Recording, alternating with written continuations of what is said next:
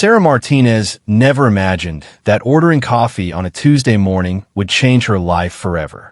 She didn't know that the man behind her in line had already decided she was his next victim. What he couldn't have known was that her phone contacts included 50 of the most dangerous men on Earth. Men who had sworn an oath to protect her, no matter the cost. This is the true story of how one predator's worst decision became a lesson he would never forget. The morning fog hung thick over the streets of San Diego as Sarah Martinez pulled into the parking lot of her favorite coffee shop. At 28, she had built a routine around small pleasures. The perfect latte, the quiet corner table by the window, and 30 minutes of peace before starting her day at the Veteran Affairs office. Her auburn hair caught the early sunlight as she stepped out of her Honda Civic, completely unaware that someone had been watching her for weeks. Marcus Delacroix had been studying her patterns with the patience of a predator. From his rusted pickup truck parked across the street, he had cataloged her movements, noting how she always arrived at exactly 7:15, how she parked in the same spot, how she walked with the confident stride of someone who had never truly feared for her safety. At 42, Marcus had perfected his technique over the years, choosing women who appeared vulnerable, isolated, easy targets. Sarah seemed perfect. What Marcus didn't know, couldn't have known, was the story behind the simple silver bracelet Sarah wore on her right wrist. Engraved with the letters Kia, never forgotten, it represented more than jewelry. It was a symbol of a bond forged in tragedy and strengthened by an unbreakable promise. 3 years earlier, Sarah had been married to Staff Sergeant Michael Martinez, a Navy SEAL who had died in a classified operation overseas. When Mike's body came home, so did 50 of his brothers, hardened warriors who had fought beside him, bled with him, and watched him fall. At the funeral, each man had approached Sarah with the same solemn vow. If she ever needed anything at all, she only had to call. The coffee shop bustled with the usual morning crowd as Sarah entered, the familiar aroma of fresh beans and pastries welcoming her like an old friend. She had chosen this place not just for the coffee, but for its location in a busy downtown area where she felt safe among the professionals grabbing their morning fuel. The owner, Mrs. Chun, greeted her with a warm smile from behind the counter. "The usual, honey?" Mrs. Chun asked, already reaching for a large cup. "You know me too well," Sarah replied, pulling out her wallet. She noticed a man standing close behind her in line, closer than necessary given the space available. When she glanced back, he was staring at her with an intensity that made her skin crawl. He was tall, maybe 6 feet, with unkempt brown hair and clothing that looked like it hadn't been washed in days. His eyes held a hunger that had nothing to do with coffee. Marcus had decided this would be the day. He had watched Sarah long enough to know she lived alone in a small apartment 15 minutes away. He knew she worked regular hours and kept to predictable patterns. Most importantly, he had never seen her with anyone who might come looking if she disappeared. She was perfect, isolated, trusting, and completely unaware of the dangers standing right behind her. As Sarah paid for her coffee, Marcus stepped closer, pretending to study the menu board while actually memorizing every detail of her appearance. The way she tucked a strand of hair behind her ear when nervous. The small scar on her left hand that suggested she wasn't entirely helpless, but not enough to deter him. The phone she kept in her back pocket, easily accessible, but also easily taken. "Excuse me," Marcus said, his voice carefully modulated to sound friendly, but not threatening. "I couldn't help but notice your bracelet. Is that military?" Sarah turned, her natural politeness overriding her initial discomfort. "Yes, it belonged to my husband. He was in the Navy." "Was?" Marcus asked, feigning sympathy while internally celebrating. "A widow, even more perfect than he had hoped. He passed away 3 years ago," Sarah replied, accepting her latte from Mrs. Chun. Something in the man's expression had shifted when she mentioned being widowed, a look she couldn't quite identify, but that made her want to end the conversation quickly. "I'm so sorry for your loss," Marcus said, stepping aside to let her pass, but positioning himself to follow. "I was Army myself. We take care of our own, you know." Maybe I could buy you breakfast sometime, trade some stories about service life. Sarah felt every alarm bell in her head ringing simultaneously. There was something wrong about this man, something that went beyond mere social awkwardness. His claim of military service felt false. She had spent enough time around real veterans to recognize the authentic article, and this man didn't have the bearing or the language patterns of someone who had actually served. "That's very kind, but I'm quite busy," Sarah replied, moving toward the door with purposeful steps. She could feel him following and fought the urge to run. Her training from the self-defense classes Mike had insisted she take kicked in. Stay calm, don't show fear, get to a public place with witnesses. Marcus followed her outside, no longer bothering to hide his intentions. The parking lot was less crowded than the coffee shop, giving him the opportunity he had been waiting for. As Sarah walked toward her car, he quickened his pace. "Wait up," he called, his voice carrying a new edge. "I wasn't finished talking to you." Sarah's hand went instinctively to her phone, but before she could grab it, Marcus was beside her, his hand clamping down on her wrist with surprising strength. Up close, she could smell stale alcohol and unwashed clothing, and see the predatory gleam in his eyes that he was no longer trying to hide. "Let go of me," Sarah said firmly, trying to project confidence despite the fear racing through her veins. She had learned from Mike and his teammates that showing weakness to a predator only encouraged them. "I don't think so," Marcus replied, his grip tightening. "See, I've been watching you, Sarah. Yes, I know your name. I know where you live, where you work, what time you come here every morning. I know you're all alone with no one to protect you." The mention of her name sent ice through Sarah's veins. This wasn't a random encounter. He had been stalking her, planning this. She tried to pull away, but his grip was like iron. Other people in the parking lot seemed oblivious to what was happening, lost in their own morning routines. "You're going to come with me quietly," Marcus continued, pulling her toward his pickup truck. "We're going to go for a little ride, and you're going to do exactly what I tell you. If you scream or try to run, I promise you'll regret it." Sarah's mind raced through her options. She was strong from years of running and hiking, but Marcus was bigger and clearly experienced at this. The parking lot offered some witnesses, but they were all focused on their phones or their own business. Her car was only 20 feet away, but it might as well have been 20 miles given his grip on her arm. That's when she remembered the phone in her back pocket and the contact list that Marcus couldn't have imagined in his worst nightmares. Mike had programmed the numbers himself before his last deployment, insisting that she have a way to reach his team if anything ever happened to him. "These guys are my brothers," he had told her. "If I'm not here to take care of you, they will be." With her free hand, she managed to slide the phone from her pocket and activate the emergency contact she had hoped never to use. The number belonged to Senior Chief Petty Officer James Razor Rodriguez, Mike's team leader, and the man who had carried Mike's flag at his funeral.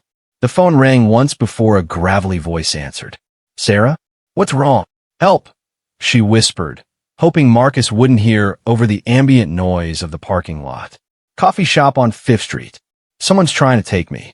Marcus noticed her talking and yanked the phone away, but not before he heard the voice on the other end. "Stay calm, sweetheart. Help is coming. Keep this line open."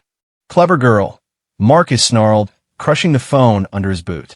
"But it doesn't matter. No one's going to get here in time to help you." What Marcus didn't understand, couldn't have comprehended, was the machine he had just set in motion. 20 miles away at the Naval Special Warfare Training Facility, Senior Chief Rodriguez was already mobilizing resources that most civilians couldn't imagine. Within seconds of Sarah's call, he had contacted every member of Mike's former platoon who was currently stateside. The response was immediate and overwhelming. 37 active SEALs and 13 recently retired operators began converging on downtown San Diego from every direction. They came in personal vehicles, borrowed cars, and some commandeered whatever transportation was available. Each man dropped everything he was doing, training exercises, meetings, family time, because one of their own had made a promise, and that promise was being tested. Meanwhile, in the parking lot, Marcus was discovering that Sarah wasn't the easy victim he had anticipated. Years of self-defense training and a fury born from grief and violation gave her strength she didn't know she possessed. When he tried to drag her toward his truck, she drove her heel into his instep with enough force to make him stumble. "You little bitch," he growled, backhanding her across the face hard enough to split her lip. "You want to do this the hard way? Fiend it." The blow sent Sarah stumbling, but it also cleared her head. Mike's voice echoed in her memory. "If someone tries to take you somewhere else, that somewhere else is always worse. Fight like hell right where you are." She grabbed her coffee cup and threw the scalding liquid into Marcus's face, causing him to release her arm as he screamed and clawed at his eyes. The commotion finally drew attention from other people in the parking lot, and someone shouted about calling the police. But Marcus wasn't finished. Partially blinded and now enraged, he pulled a knife from his jacket pocket, a wicked-looking blade that caught the morning sunlight. "Now you've really pissed me off," he snarled, advancing on her despite his burned face. Sarah backed toward her car, fumbling for her keys, but Marcus was between her and safety. She could hear sirens in the distance, but they sounded far away and getting closer too slowly. Other people in the parking lot were backing away, some taking pictures with their phones, but none brave enough to intervene against an armed man. That's when the first motorcycle appeared. Petty Officer First Class Tony Ghost. Valdez had been only 8 minutes away when the call went out. He had broken every traffic law in the city getting there, his Kawasaki Ninja weaving through traffic at speeds that would have impressed a professional racer. He arrived to see a man with a knife threatening a woman who could only be Sarah Martinez. Ghost didn't hesitate. He drove his motorcycle straight into the parking lot, the engine roaring like an angry beast as he aimed directly for Marcus. At the last second, he laid the bike down, sending it sliding across the asphalt while he rolled away from the impact. The motorcycle struck Marcus in the legs, sending him sprawling and the knife flying from his hand. "Sarah, get down!"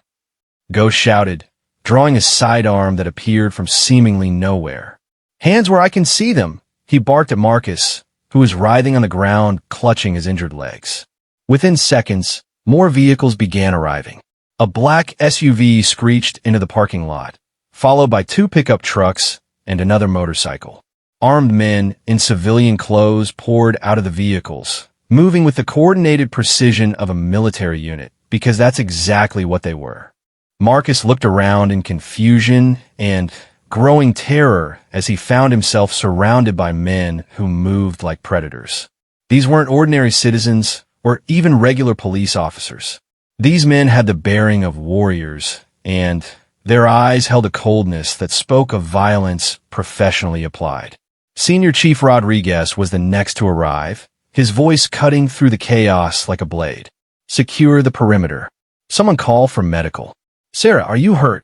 Sarah touched her split lip and shook her head, still in shock at how quickly her rescue had materialized. "I'm okay. He's been stalking me. He knew my name, where I live." Rodriguez's expression darkened as he looked down at Marcus, who was beginning to understand that he had made the worst mistake of his life. "Did he touch you?" "He grabbed my arm. Hit me," Sarah replied, showing the red marks on her wrist.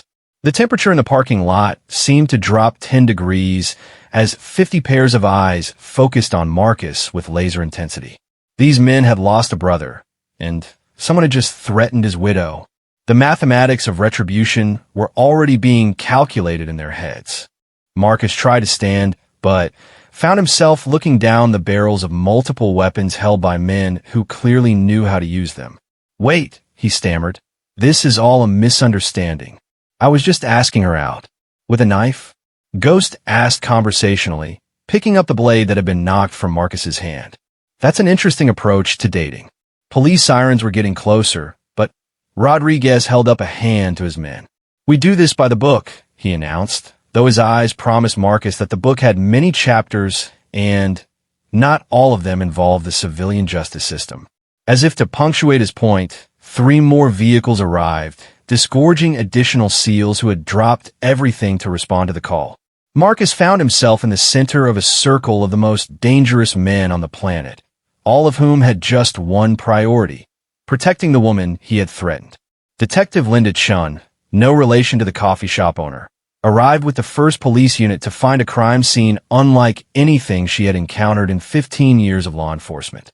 50 elite military personnel had a suspect secured with military precision, while witnesses lined up to give statements with an organization that suggested prior coordination. "What exactly happened here?" she asked Rodriguez, who seemed to be in command of the situation. "Marcus Delacroix attempted to abduct Mrs. Sarah Martinez," Rodriguez replied formally. "He had been stalking her, knew personal information including her address and routine. When she tried to escape, he struck her and threatened her with a knife. We responded to her emergency call and secured the suspect." Detective Chun looked around at the assembled SEALs, then down at Marcus, who was babbling about misunderstandings and police protection. "Your Navy SEALs?" Mrs. Martinez is the widow of Staff Sergeant Michael Martinez. "Kia, 3 years ago," Rodriguez explained. "We promised him we'd look after her." The detective had seen enough domestic violence cases to recognize genuine fear in a victim, and Sarah Martinez was clearly traumatized. She had also seen enough criminals to recognize a predator when she saw one, and Marcus Delacroix practically radiated guilt and malicious intent. "Sir," one of the younger SEALs approached Rodriguez. "We found some interesting items in his truck." Detective Chun followed Rodriguez to Marcus's pickup truck, where a search had revealed a disturbing collection: zip ties, duct tape, rope, and a bag containing what appeared to be women's jewelry and identification cards for multiple victims. "Son of a bitch," Chin muttered, realizing they weren't dealing with just an attempted abduction, but potentially a serial offender. "We need to get forensics down here immediately." Marcus's face went white as he realized the implications of what had been found in his truck. His elaborate lies about misunderstandings and innocent intentions crumbled in the face of physical evidence that painted a picture of predatory behavior spanning potentially years. As the forensics team began processing the evidence, more details emerged about Marcus Delacroix. He had a record of domestic violence, restraining order violations, and suspected involvement in 2 missing persons cases in other states. The jewelry in his truck would later be connected to 3 women who had disappeared over the past 2 years. Sarah sat in the back of an ambulance, getting her split lip cleaned while giving her statement to Detective Chun. Around her, the SEALs maintained a protective perimeter that no one questioned. These men had seen war, had lost friends and brothers, and they understood that protecting Sarah was more than just honoring a promise to a dead comrade. It was about maintaining the bonds that made their brotherhood more than just a job. "Mrs. Martinez," Detective Chun said gently, "I need you to understand how serious this situation was. The evidence we're finding suggests that Mr. Delacroix has done this before, and that his intentions toward you were significant." Sarah nodded, still processing everything that had happened. "If I hadn't been able to make that call." "But you did," Rodriguez interrupted, approaching with Ghost and 2 other team members. "You stayed smart, you fought back, and you called for help. Mike will be proud." The mention of her husband's name brought tears to Sarah's eyes, but they were tears of gratitude rather than grief. She looked around at the men who had dropped everything to come to her rescue, men who barely knew her, but had honored a promise made to their fallen brother. "I don't know how to thank you all," she began, but Rodriguez held up a hand. "No thanks necessary," he said firmly. "We're family. That's what family does." As Marcus was loaded into a police car, his eyes met Sarah's one last time. Where before there had been predatory confidence, now there was only fear and the dawning realization of just how badly he had miscalculated. He had thought he was targeting an isolated, vulnerable woman. Instead, he had threatened someone under the protection of the most elite warriors in the world. The coffee shop owner, Mrs. Chun, approached Sarah with a fresh latte and a concerned expression. "Honey, are you okay? That was the scariest thing I've ever seen." Sarah accepted the coffee gratefully, her hands finally steady enough to hold it without spilling. "I'm okay now," she said, looking around at the SEALs who were beginning to disperse as the immediate crisis passed. "I'm very okay." Detective Chun continued her investigation, but it was clear that Marcus Delacroix's predatory career had come to an abrupt and permanent end. The evidence found in his truck would eventually link him to multiple crimes across several states, ensuring that he would never have the opportunity to threaten another woman. For Sarah, the morning had started as routine and transformed into a nightmare, but it had also proven something she hadn't fully understood before. Mike's promise that his brothers would always be there wasn't just words spoken at a funeral. It was a living commitment that 50 men took seriously enough to drop everything and race across the city to honor. As the last of the police cars pulled away and the forensics team finished processing the scene, Sarah found herself standing in the parking lot where everything had changed.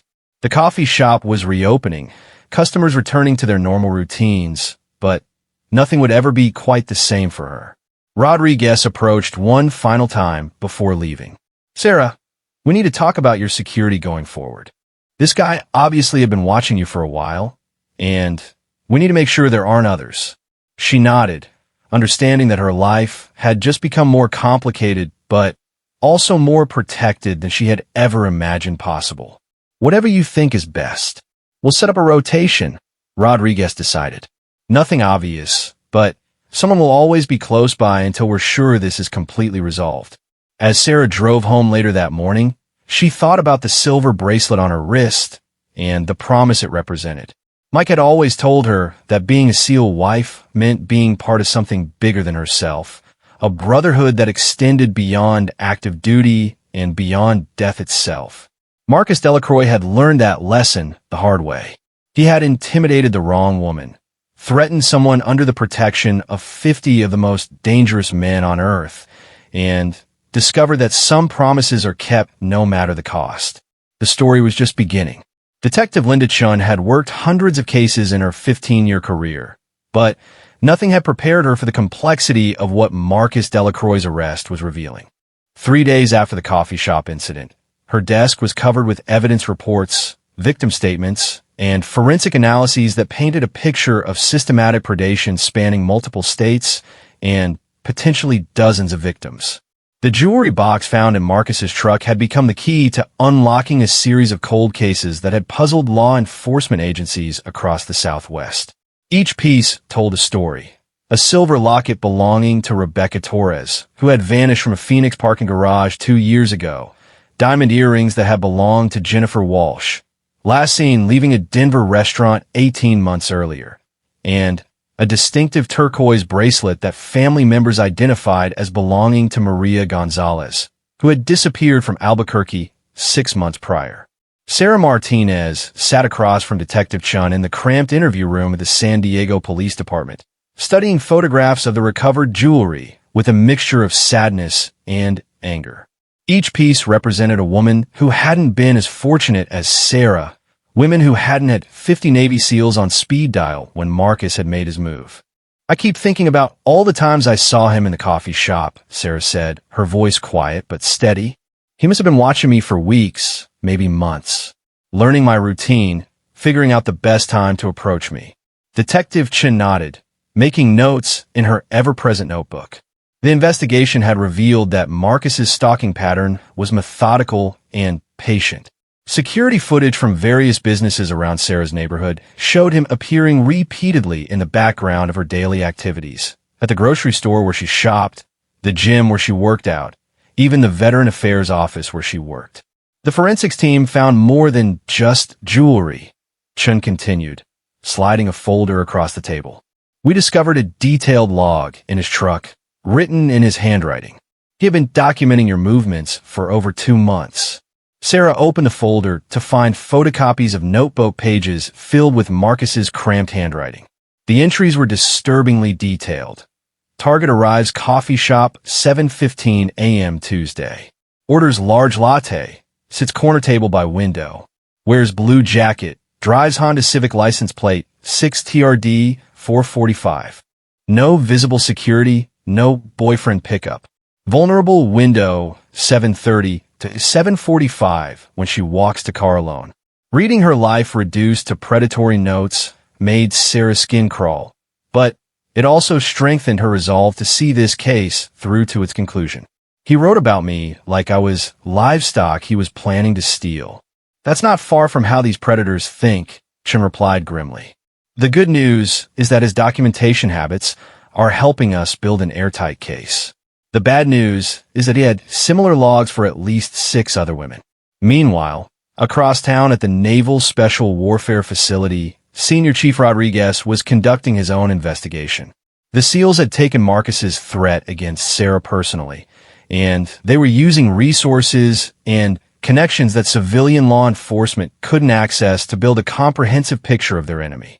Petty Officer Gose Valdez had spent 2 days diving deep into Marcus's background using military databases and intelligence networks.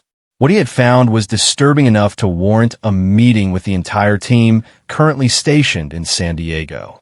Marcus Anthony Delacroix, age 42, Ghost reported to the assembled SEALs in the secure briefing room. Real name is actually Marcus Dubois. He's been using false identities for at least 5 years, moving from state to state whenever law enforcement gets too close. The room was filled with some of the most dangerous men in the military, but the anger radiating from them was cold and controlled rather than hot and reckless. These were professionals who understood that emotional responses could compromise an operation, but their personal investment in protecting Sarah made this more than just another mission. He has a pattern, Ghost continued, pulling up a map on the digital display. Phoenix, Denver, Albuquerque, now San Diego. He stays in each location for 6 to 18 months, identifies targets, takes 2 or 3 women, then moves on when the heat gets too intense. Petty Officer First Class Danny Hawk Morrison raised his hand. What's his background? Military?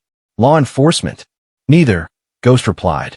Civilian with a record going back to juvenile detention. Multiple arrests for domestic violence, stalking, assault. He's escalated over the years from beating up girlfriends to abducting strangers.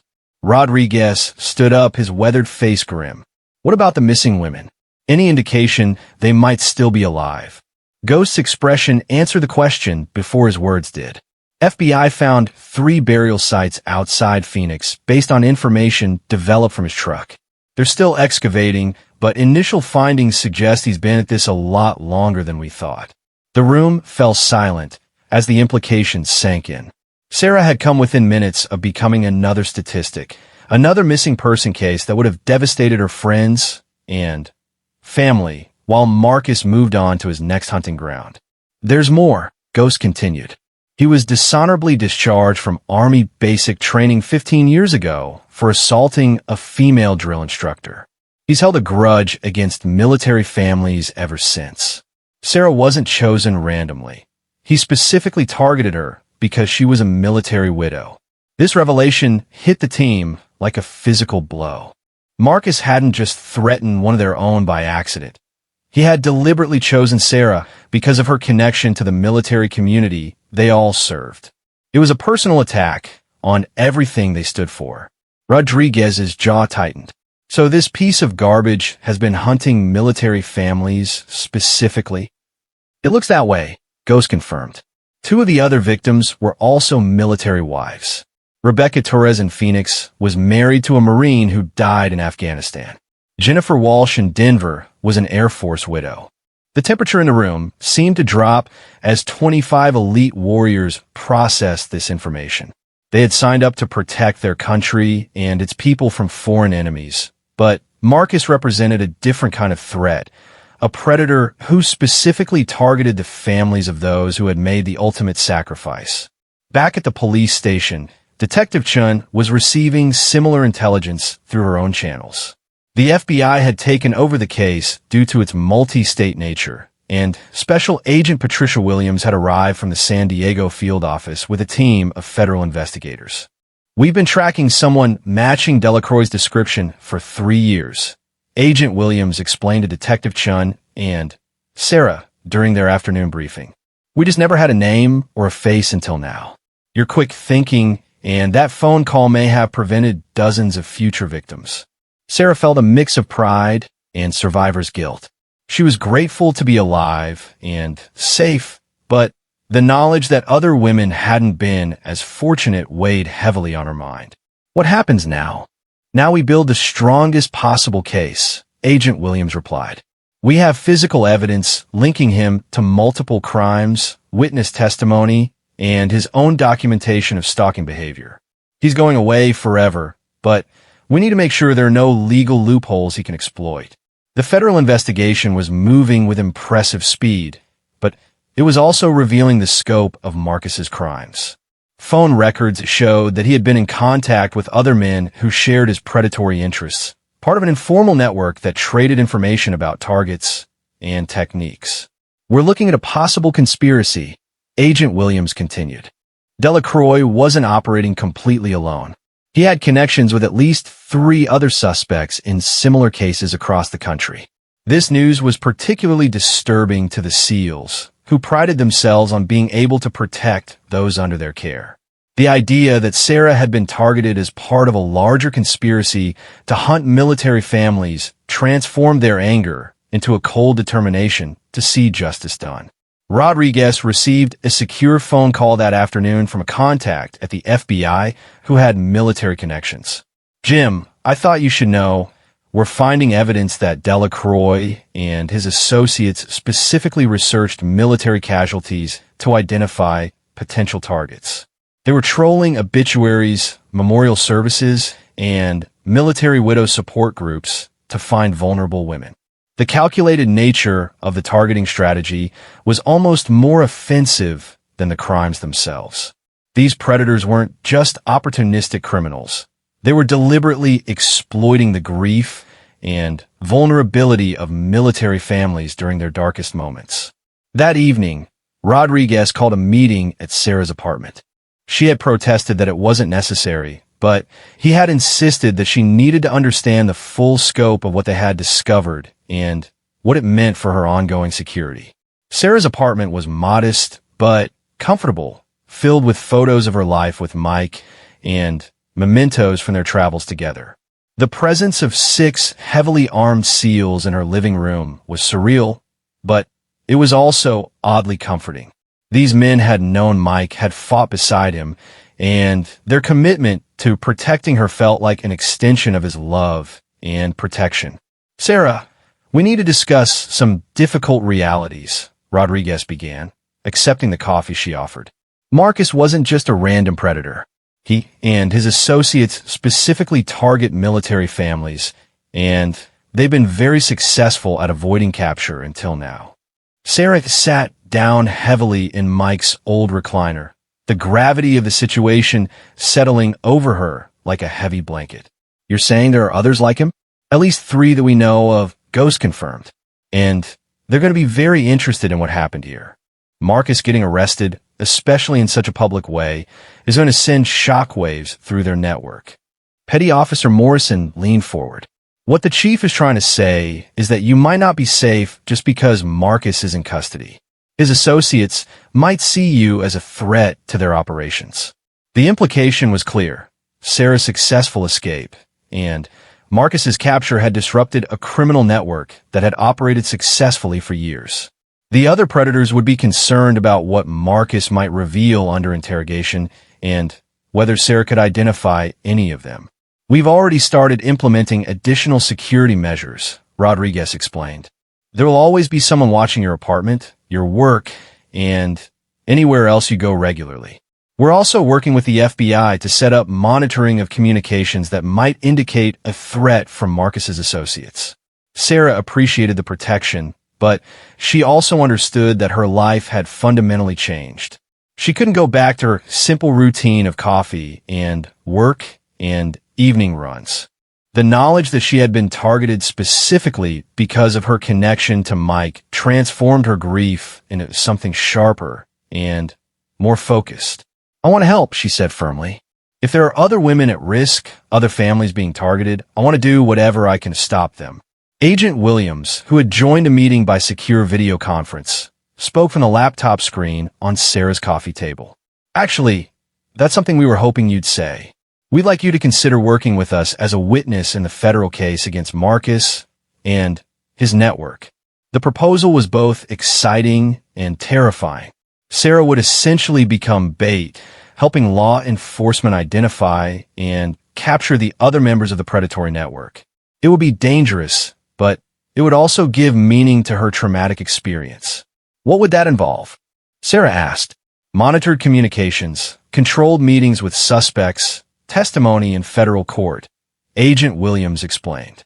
You'd have full protection from our team and from your SEAL guardians, but there would definitely be risks. Rodriguez looked concerned. Sarah, you don't have to do this. You've already done more than enough by surviving Marcus's attack and helping us capture him.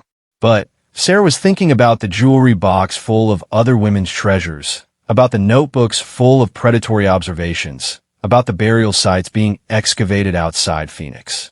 She was thinking about Mike and what he would expect her to do with the second chance she had been given. I'll do it, she said quietly. But I have one condition. Agent Williams leaned forward on the screen. What's that? I want these 50 men involved in every aspect of the operation.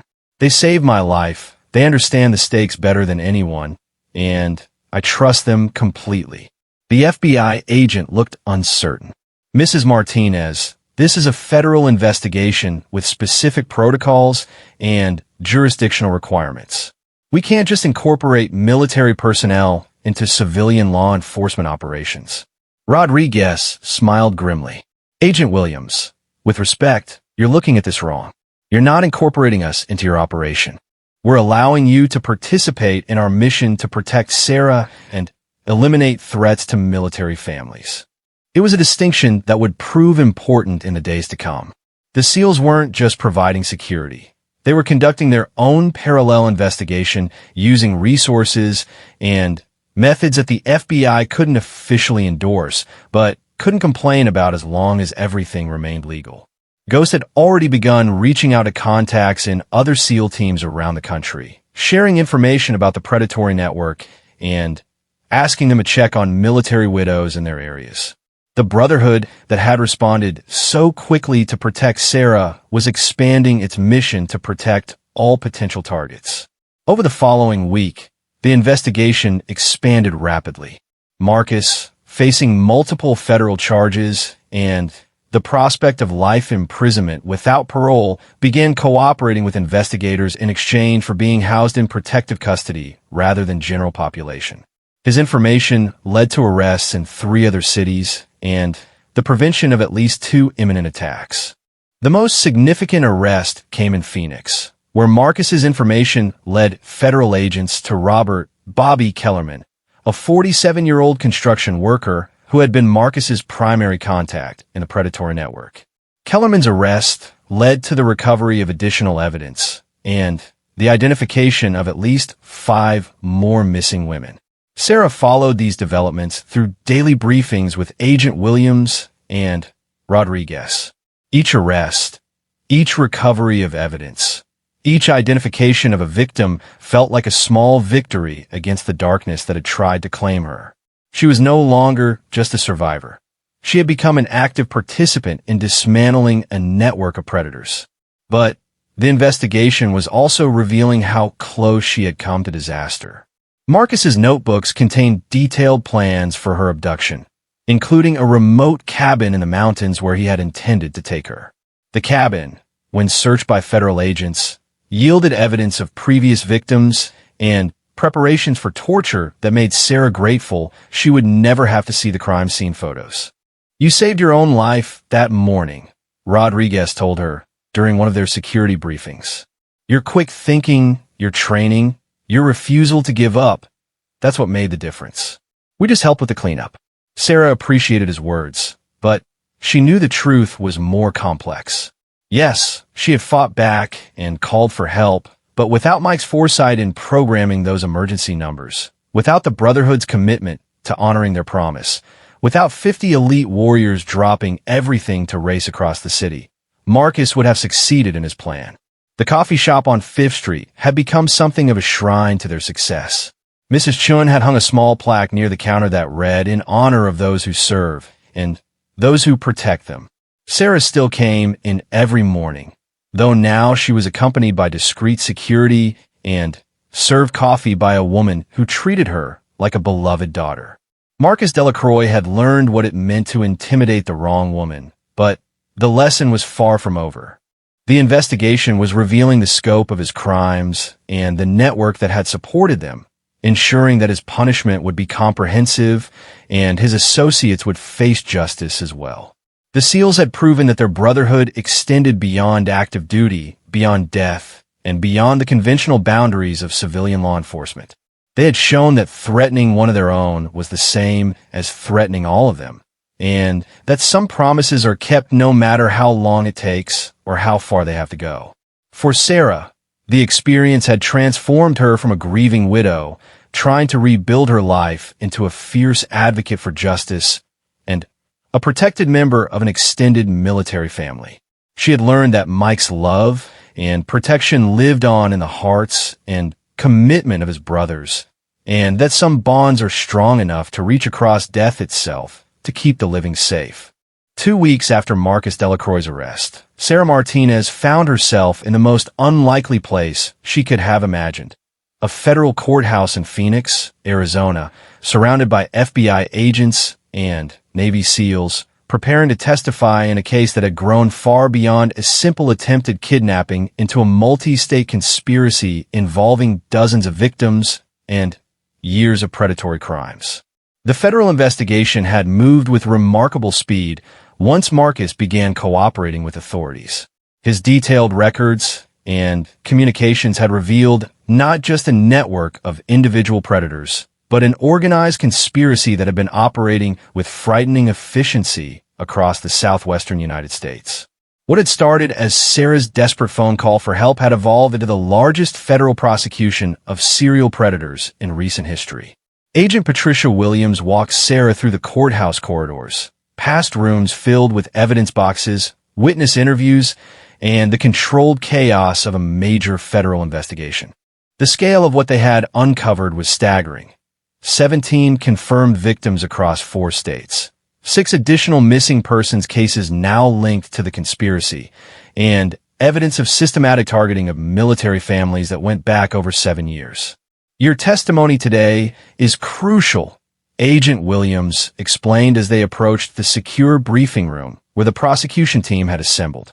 Marcus's cooperation has given us the structure of the network, but your account of his methods and the attempted abduction provides the jury with a real-time example of how these predators operated. Sarah had spent weeks preparing for this moment, working with federal prosecutors to ensure her testimony would be clear, compelling, and legally effective. But she had also spent those weeks learning details about the conspiracy that made her both grateful for her escape and determined to see justice done for those who hadn't been as fortunate. The prosecution team had assembled in Phoenix because this was where the conspiracy had originated, with Marcus serving as a lieutenant to the man they now knew was the mastermind behind the entire operation, Thomas "Tommy" Brennan, a 54-year-old former private investigator who had developed the systematic approach to identifying and targeting military families that the network had used so successfully. Brennan had been arrested at his Phoenix home 3 days after Marcus's capture, when federal agents executing a search warrant found a sophisticated command center that coordinated the activities of predators across multiple states. His computers contained databases of potential targets, detailed operational plans, and communications with associates that revealed the scope of their conspiracy.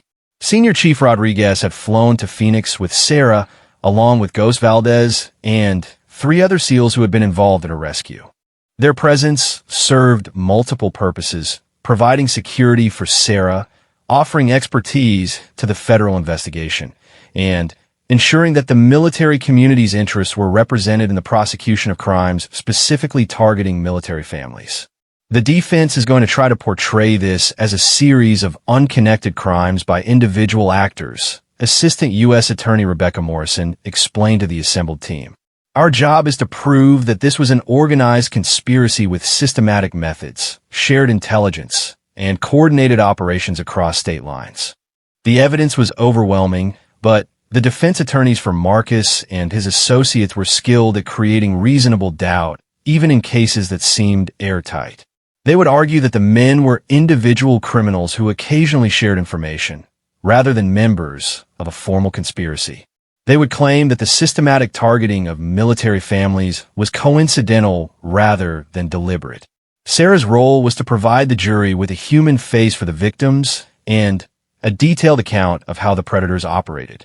Her testimony would show the level of planning and coordination involved in Marcus's stalking, the systematic approach he used to identify and isolate his target, and the calculated nature of his attack.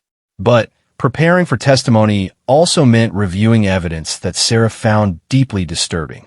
She had to study Marcus's notebooks, not just about herself, but about the other women he had targeted. She had to learn about the network's methods for identifying military widows, their techniques for surveillance and approach, and their protocols for avoiding detection by law enforcement. The hardest part for the jury to understand is going to be the patience these predators showed. Prosecutor Morrison continued. Marcus watched you for over 2 months before making his move. Brennan's records show that some targets were under surveillance for 6 months or more before the network acted. This patience was what had made the conspiracy so successful and so dangerous. Unlike opportunistic criminals who acted impulsively, Brennan's network planned each operation with military precision, studying their targets until they knew every detail of their routines, their vulnerabilities, and their support systems. Ghost Valdez had been working with the FBI's Behavioral Analysis Unit to understand the psychology behind the network's operations. They weren't just predators, he explained to Sarah during one of their preparation sessions. They were strategic planners who treated predation like a business. They had territories, quotas, and standard operating procedures. The standard operating procedures were chillingly efficient. Network members would identify potential targets through obituaries, military memorial services, and online support groups for military families. They would then conduct preliminary surveillance to determine which targets were most vulnerable, isolated, predictable in their routines, and lacking strong support networks. Once a target was selected, the network would assign a primary operator like Marcus to conduct detailed surveillance and planning. The operator would study the target for weeks or months, documenting their movements, identifying optimal approach times, and developing contingency plans for various scenarios. The actual abduction would be carefully timed and executed to minimize the chances of interruption or identification. The network had developed techniques for disabling cell phones, avoiding security cameras, and creating alibis that would make it difficult to connect the crimes to specific individuals. What the network hadn't planned for was targets like Sarah, who had immediate access to 50 elite warriors with the training and resources to respond to an emergency call within minutes. Brennan's notes about your case are particularly interesting, Agent Williams told Sarah as they reviewed the evidence files. He actually recommended against targeting you initially because your husband's SEAL connections posed too great a security risk. Sarah looked up from the photographs she had been studying. But Marcus went ahead anyway. Marcus had developed an obsession with you specifically, Williams explained. His surveillance logs show that he became fixated on you personally rather than just seeing you as another potential victim. He convinced Brennan that the security risk was manageable because he believed the SEALs would be scattered around the world and couldn't respond quickly to a local emergency. It was a critical miscalculation that had led to the entire network's downfall. Marcus's obsession with Sarah had overridden his professional judgment, leading him to attempt an operation that his own organization had deemed too risky. His capture had provided law enforcement with the intelligence needed to roll up the entire conspiracy. The trial began on a Monday morning in federal court, with Sarah scheduled to testify on the second day. The courtroom was packed with family members of victims, law enforcement officials, and media representatives covering what had become a nationally significant case. Judge Patricia Harrison had extensive experience with organized crime prosecutions, but she had never presided over a case involving the systematic targeting of military families. She had approved extraordinary security measures for the trial, including the presence of armed federal marshals and the screening of all courtroom attendees. Marcus sat at the defendant's table, looking nothing like the confident predator who had approached Sarah in the coffee shop. Weeks in federal custody had taken their toll, and his attorneys had clearly advised him to project an image of remorse and cooperation. But Sarah could see the calculation in his eyes as he studied the courtroom, still looking for advantages and opportunities. Brennan, by contrast, maintained an air of defiant confidence. His defense team was arguing that he was simply a private investigator who had occasionally provided information to clients with questionable motives, not the mastermind of a criminal conspiracy. He sat straight in his chair, making eye contact with jurors, projecting the image of a man wrongly accused. The prosecution's opening statement laid out a narrative that was both compelling and horrifying. They described a criminal enterprise that had operated like a corporation, with Brennan as the CEO, regional managers like Marcus overseeing operations in different cities, and field operatives who carried out the actual crimes. Ladies and gentlemen of the jury, Assistant U.S. Attorney Morrison began. Over the next 2 weeks, you will hear evidence of a conspiracy so calculated, so systematic, and so coldly executed that it represents a new level of organized predatory crime in our society. She walked the jury through the evidence, the databases of potential targets, the operational manuals for conducting surveillance and executing abductions, the communication protocols that allowed the network to coordinate activities across state lines, and the financial records showing how profits from the crimes were distributed among network members. You will hear from Sarah Martinez, a woman whose quick thinking and extraordinary good fortune allowed her to escape becoming another victim of this conspiracy. Morrison continued. But you will also hear about Rebecca Torres, Jennifer Walsh, Maria Gonzalez, and 14 other women who were not so fortunate. The defense attorneys had a difficult task.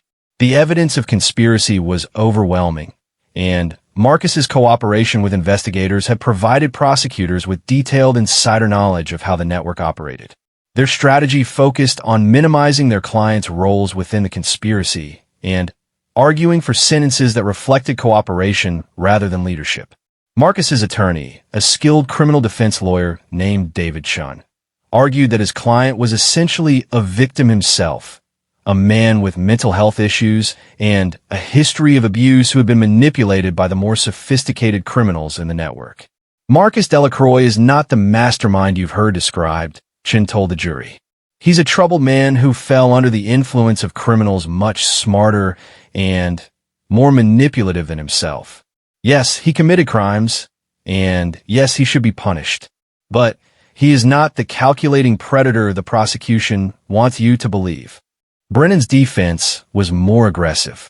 His attorney, a former prosecutor named Sarah Kim, argued that the government's case relied too heavily on the testimony of admitted criminals like Marcus, and that the evidence of conspiracy was actually evidence of coincidental criminal activity by men who occasionally shared information. Thomas Brennan is a private investigator who sometimes worked with questionable clients, Kim argued. That may show poor judgment, but it doesn't prove criminal conspiracy. The government wants to convict Mr. Brennan based on the crimes of other people, not on evidence that he actually committed crimes himself. When Sarah took the witness stand on Tuesday morning, the courtroom fell silent. She had dressed professionally, but not formally, wanting to project the image of an ordinary woman who had found herself in extraordinary circumstances. Rodriguez and Go sat in the gallery behind the prosecution table, their presence providing moral support and a visible reminder of the military connection that had saved her life. Prosecutor Morrison began with basic biographical information, establishing Sarah's credibility and her connection to the military community. Mrs. Martinez, can you tell the jury about your husband, Michael? Mike was a staff sergeant in the Navy SEALs, Sarah replied, her voice steady and clear. He served 3 combat deployments before he was killed in action 3 years ago. He was an amazing husband, a dedicated warrior, and a man who believed deeply in protecting people who couldn't protect themselves. The mention of her husband's service and sacrifice created an immediate connection with the jury. These weren't abstract victims they were hearing about. These were real people with real stories and real losses. Morrison walked Sarah through the events of the morning at the coffee shop, starting with her routine and moving through Marcus's approach, his escalating aggression, and the moment she realized she was in serious danger. When he grabbed your arm and mentioned knowing your name, what went through your mind? Morrison asked. Terror, Sarah replied honestly, but also training. My husband and his teammates had taught me that if someone tries to take you somewhere else, that somewhere else is always worse. They taught me to fight back immediately and call for help if I could. She described making the emergency call to Rodriguez, Marcus's reaction to realizing she had contacted someone, and the arrival of the SEALs who had saved her life. Her testimony was detailed, clear, and devastating to the defense's attempts to portray Marcus as a harmless, mentally ill man who had simply made poor decisions. Under cross-examination, Marcus's attorney tried to suggest that Sarah had misunderstood his client's intentions, that he was simply an awkward man trying to ask her out who had been unfairly targeted by overzealous military personnel. Mrs. Martinez, isn't it possible that Mr. Delacroix was simply attracted to you and didn't know how to express that appropriately? Chun asked. Sarah looked directly at Marcus before answering. Mr. Chun, your client had been stalking me for over 2 months. He had documented my daily routine in a notebook. He knew where I lived, where I worked, and what time I went to the coffee shop every morning. When I tried to leave, he grabbed me, told me I was going to come with him, and pulled a knife when I resisted. That's not attraction. That's predation. The cross-examination continued for over an hour, but Chun was unable to shake Sarah's testimony or create reasonable doubt about Marcus's intentions. Her account was consistent, detailed, and supported by physical evidence, including the notebooks found in Marcus's truck and security footage from various locations showing him conducting surveillance. When Brennan's attorney cross-examined Sarah, the strategy was different. Kim tried to suggest that Sarah's testimony about the conspiracy was based on information provided by law enforcement rather than her personal observations. Mrs. Martinez, you never actually met my client Thomas Brennan, did you? Kim asked. No, I didn't, Sarah replied. And your testimony about a criminal conspiracy is based on what FBI agents told you, not on anything you personally witnessed? That's correct, Sarah acknowledged.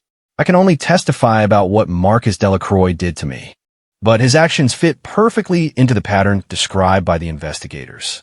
The prosecution's case continued for a week, with testimony from FBI agents, forensics experts, other victims who had survived attacks by network members, and family members of women who had been murdered by the conspiracy. The evidence was overwhelming and emotionally devastating. Ghost Valdez testified about the military community's response to Sarah's emergency call, describing how 50 elite warriors had dropped everything to race across San Diego when one of their own was threatened. His testimony reinforced the prosecution's argument that the network had specifically targeted military families and that Sarah's escape had only been possible because of extraordinary circumstances. We made a promise to Staff Sergeant Martinez before he deployed for the last time, Ghost testified. We promised him that if anything ever happened to him, we would take care of his wife. When she called for help, honoring that promise wasn't optional. It was everything we stood for as warriors and as men. The defense presented their case over 2 days, focusing primarily on character witnesses for Marcus and expert testimony about his mental health issues. Brennan's defense was more substantive, with testimony from other private investigators who argued that his activities were within the normal bounds of investigative work. But the prosecution's rebuttal was devastating. They presented evidence that Brennan had specifically developed techniques for identifying and targeting military widows, had created operational manuals for network members, and had personally coordinated operations that resulted in multiple murders. Agent Williams testified about discovering Brennan's command center and the sophisticated database he had maintained of potential targets across multiple states. This wasn't a private investigator providing information to clients, Williams told the jury. This was a criminal mastermind coordinating the activities of predators across state lines. After 2 weeks of testimony, the case went to the jury on a Friday afternoon. Sarah spent the weekend in Phoenix, staying at a secure hotel with Rodriguez and Ghost providing security while they waited for a verdict. The waiting was almost harder than the testimony had been. The jury deliberated for 6 hours before returning verdicts that exceeded the prosecution's most optimistic hopes. Marcus was convicted on all counts, including conspiracy, kidnapping, assault, and weapons charges. Brennan was convicted of conspiracy and racketeering charges that would ensure he spent the rest of his life in federal prison. When the verdicts were read, Sarah felt a mixture of relief, satisfaction, and exhaustion. Marcus would never threaten another woman. Brennan would never coordinate another operation. The network had been dismantled, and justice had been served for 17 victims and their families. But perhaps most importantly, the prosecution had established legal precedents that would make it easier to investigate and prosecute similar conspiracies in the future. The case had shown that systematic predation could be treated as organized crime, with all the investigative tools and enhanced penalties that designation provided. As they left the courthouse, Rodriguez put his arm around Sarah's shoulders. "Mike will be proud," he said simply. Sarah looked back at the building where justice had been served, where a conspiracy that had terrorized military families for years had been brought to an end, where her nightmare had been transformed into a victory for all the victims who hadn't lived to see this day. "Yes," she replied. He would be. The network had been unraveled, but the brotherhood that had saved Sarah's life remained stronger than ever. Marcus Delacroix had learned what it meant to intimidate the wrong woman, and the lesson would echo through the criminal community for years to come. 6 months after the Phoenix trial, Sarah Martinez stood before a packed auditorium at the Naval Special Warfare Facility in San Diego, looking out at an audience of active duty SEALs, military families, and law enforcement officials who had gathered for a presentation that would never have existed if Marcus Delacroix had chosen a different target on that Tuesday morning. The case that had begun with her desperate phone call from a coffee shop parking lot had evolved into something far larger than anyone could have anticipated. It had become a model for federal prosecution of organized predator networks, a catalyst for improved security protocols for military families, and a testament to the power of brotherhood that extended beyond active duty service. Sarah had been invited to speak as part of a joint training program developed by the FBI and Naval Special Warfare Command to educate military personnel about the specific threats facing their families and the resources available to protect them. Her transformation from victim to advocate had been gradual but profound, driven by her determination to ensure that other families would be better prepared than she had been. "When I called Senior Chief Rodriguez that morning, I thought I was asking for help with one dangerous man," Sarah began, her voice carrying clearly through the auditorium sound system. "I had no idea I was exposing a criminal conspiracy that had been targeting military families for years, or that my phone call would lead to the arrest of 17 predators across 4 states. The audience included many of the SEALs who had responded to her emergency call, and Sarah could see the pride in their faces as she described how their rapid response had not only saved her life, but had provided law enforcement with the break they needed to dismantle an entire criminal network. Senior Chief Rodriguez sat in the front row, along with Ghost Valdez and the other team members who had become Sarah's extended family over the months since Mike's death. Their presence gave her strength as she shared details of her experience that were still difficult to discuss publicly. "The investigation revealed that Marcus and his associates had identified me as a target specifically because I was a military widow," Sarah continued. "They had studied obituaries, attended memorial services, and infiltrated online support groups to identify vulnerable women whose husbands had died in service to their country. This revelation had been one of the most disturbing aspects of the entire case. The predators hadn't just opportunistically targeted random victims. They had specifically chosen to exploit the grief and vulnerability of military families during their darkest moments. It was a betrayal of the sacred trust that connected all members of the military community. FBI agent Patricia Williams, who had flown in from Phoenix for the presentation, took the stage to describe the broader implications of what the investigation had revealed. The case had exposed vulnerabilities in how military families were protected after the death of a service member, leading to significant policy changes and improved security protocols. The Delacroix case taught us that our enemies aren't always foreign terrorists or hostile nations, Agent Williams explained. Sometimes they're domestic predators who specifically target our military families because they believe those families are isolated and vulnerable after losing their protector. The policy changes resulting from the case were comprehensive and far-reaching. The Department of Defense had implemented new protocols for maintaining contact with military families after a service member's death, ensuring that support networks remained strong and accessible. Military installations had improved their family protection programs, and law enforcement agencies had developed new training programs specifically focused on crimes targeting military communities. But perhaps the most significant change was cultural rather than procedural. The case had reinforced throughout the military community that brotherhood didn't end with active duty or death, and that protecting military families was a responsibility shared by all service members regardless of their current status or assignment. Ghost Valdez addressed this aspect of the legacy during his portion of the presentation.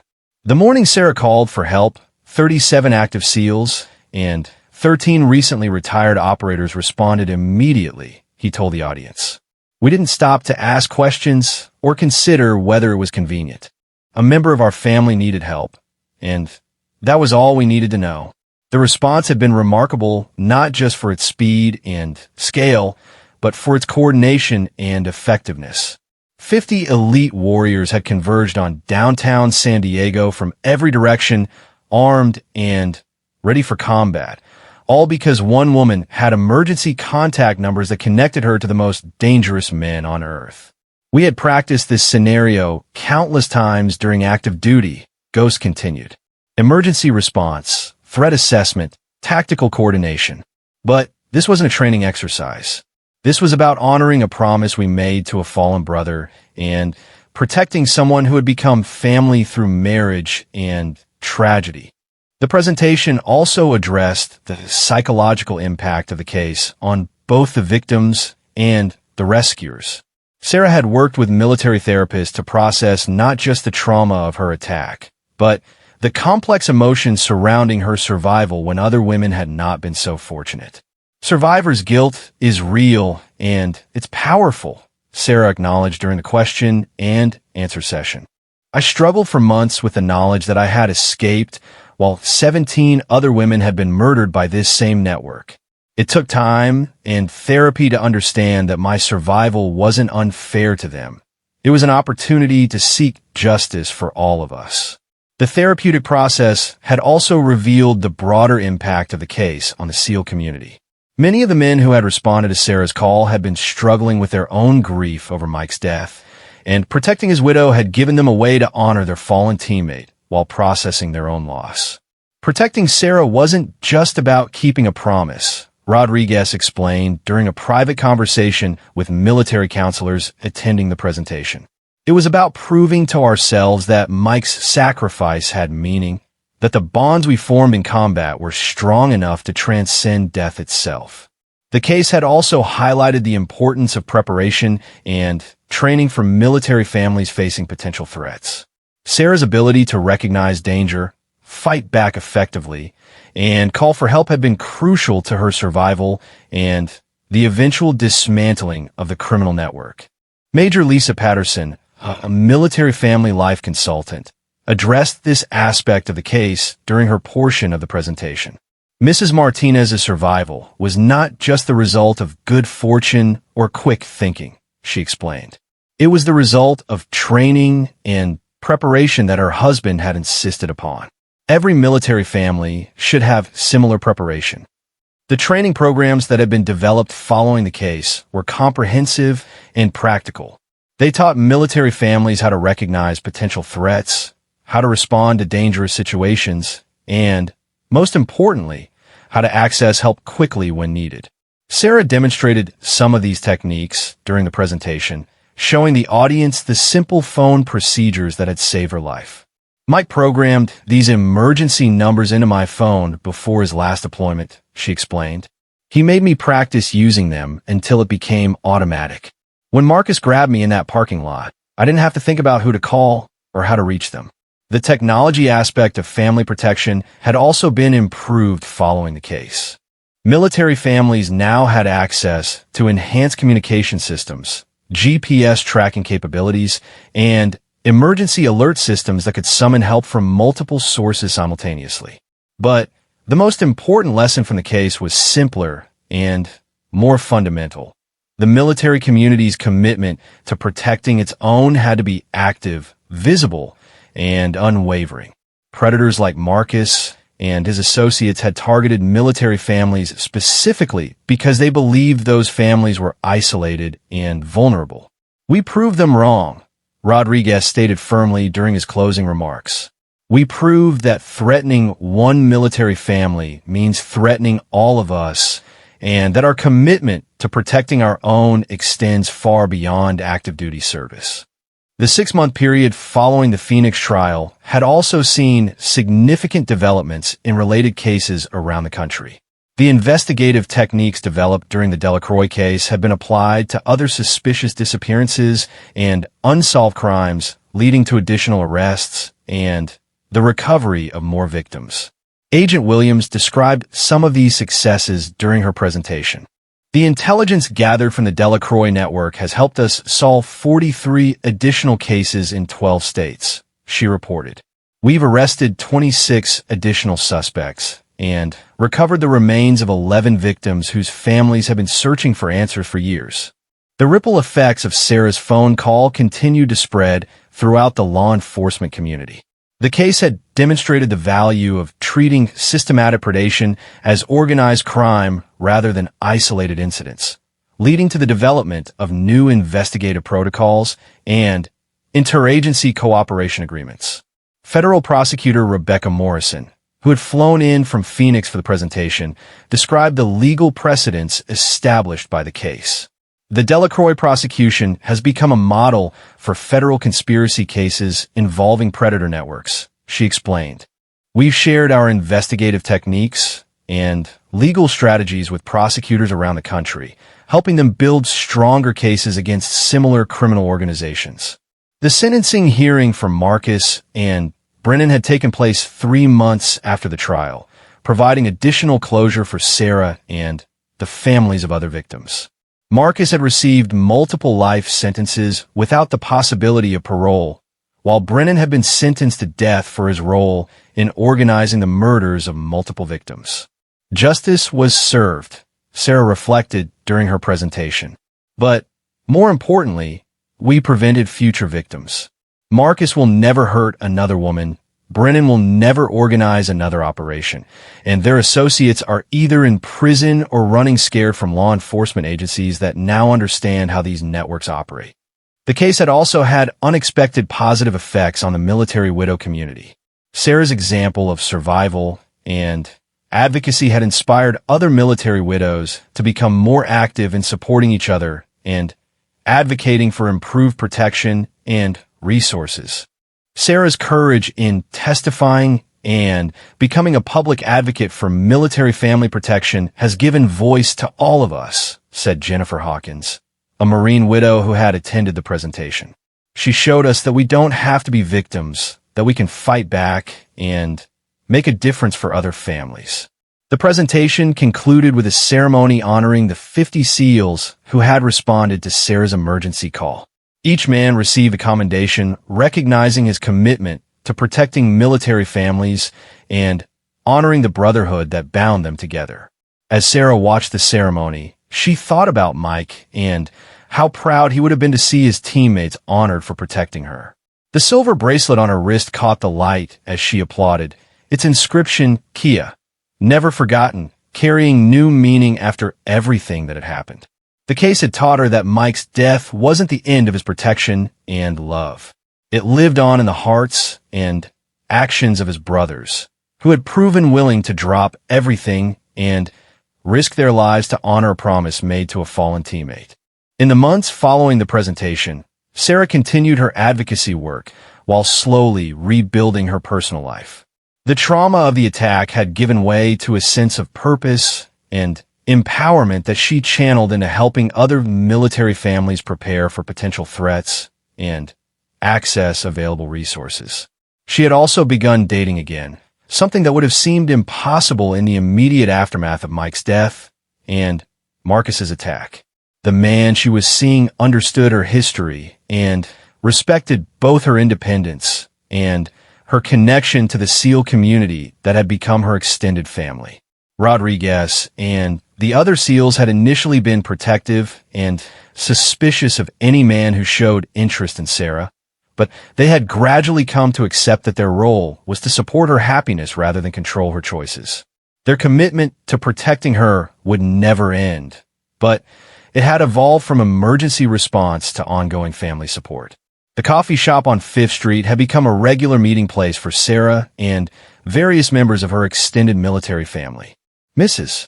Chun still treated her like a beloved daughter, and the small plaque honoring military service had been joined by a larger memorial recognizing the victims of the Predator network that had been dismantled. Marcus Delacroix spent his days in solitary confinement at ADX Florence, the federal supermax prison in Colorado, thinking about the decisions that had led to his downfall. His obsession with Sarah had cost him his freedom, his associates their lives or liberty, and dozens of potential victims their safety. He had learned too late what it meant to intimidate the wrong woman, to threaten someone under the protection of 50 of the most dangerous men on Earth, to underestimate the power of brotherhood forged in combat and strengthened by loss. Thomas Brennan had been transferred to death row in a federal penitentiary, where he awaited appeals that were unlikely to succeed given the overwhelming evidence of his role in organizing multiple murders. His sophisticated criminal enterprise had been dismantled completely, its members dead, imprisoned or scattered, and too fearful to continue their predatory activities. The network that had terrorized military families for years had been replaced by enhanced protection systems, improved communication protocols, and a military community that was more vigilant and better prepared to protect its own. Sarah's story had become a teaching tool used in military family orientation programs, law enforcement training academies, and college courses on criminal justice and victim advocacy. Her example showed that survival was possible, that justice could be achieved, and that individual courage could lead to systematic change that protected countless others. The legacy of that Tuesday morning in the coffee shop parking lot continued to grow and spread.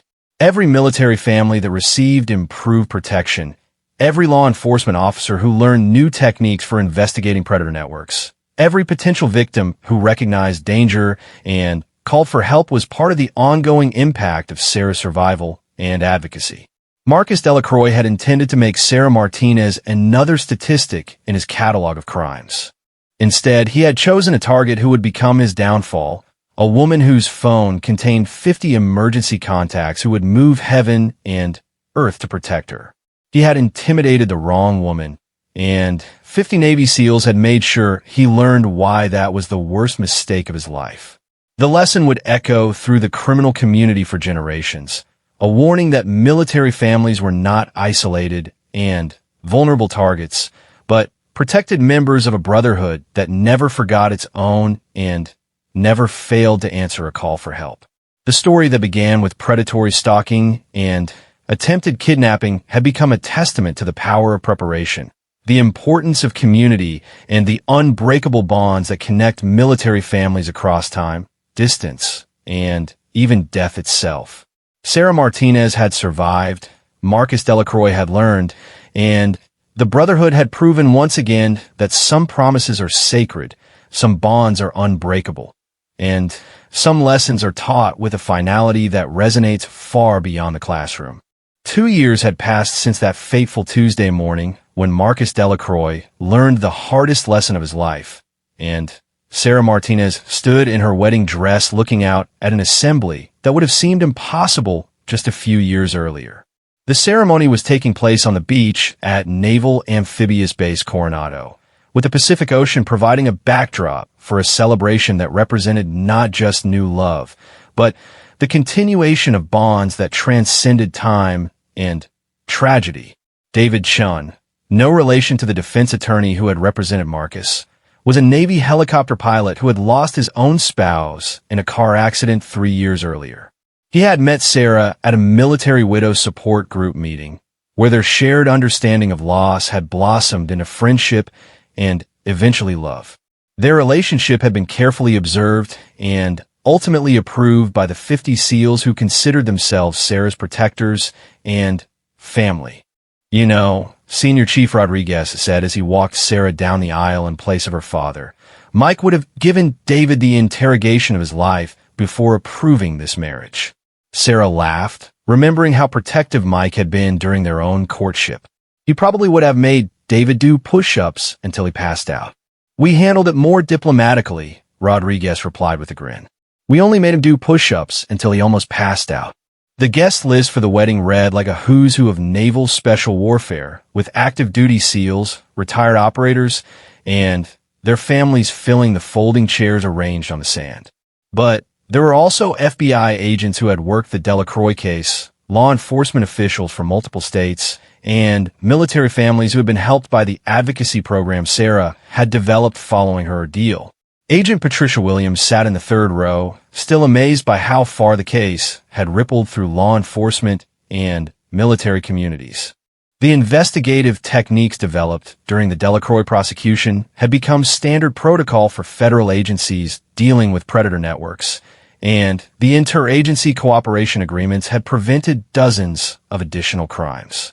Ghost Valdez served as one of David's groomsmen, an honor that represented the helicopter pilot's acceptance into the extended SEAL family that had protected Sarah. The process of earning that acceptance had been thorough and occasionally intimidating, but David had understood that he wasn't just marrying Sarah, he was joining a brotherhood that took its protective responsibilities seriously. "The first time I met these guys," David had confided to his own military friends, "I thought they were going to kill me. Turns out they were just making sure I was worthy of protecting someone they consider family." The vetting process had included everything from background checks to combat assessments to psychological evaluations. The SEALs had needed to be certain that David could protect Sarah if they weren't available, and that he understood the ongoing threats that remained from Marcus's former associates who were still at large. Mrs. Chun from the coffee shop had been invited to the wedding, bringing with her a photo album documenting Sarah's recovery and growth over the past 2 years. The coffee shop had become something of a pilgrimage site for military families, with the small memorial plaque attracting visitors from around the country who wanted to see where one woman